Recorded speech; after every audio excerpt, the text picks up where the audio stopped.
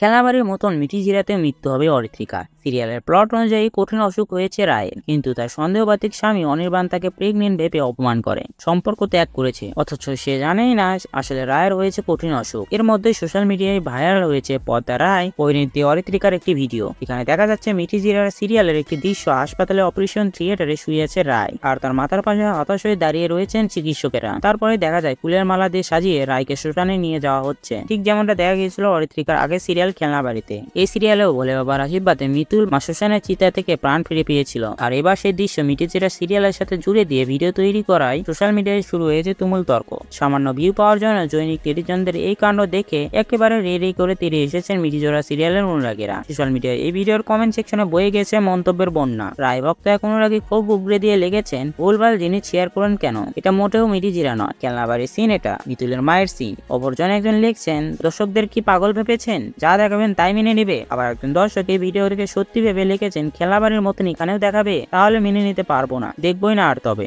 অপর একজন দর্শকের কৌতূহল, এটা কি কেউ কল্পনা করছেন? তো বন্ধুরা, ভিডিওটি কেমন লাগলো কমেন্ট করে জানান, আর আমি গসিপ আপডেট পেতে আমাদের চ্যানেলটি সাবস্ক্রাইব করুন।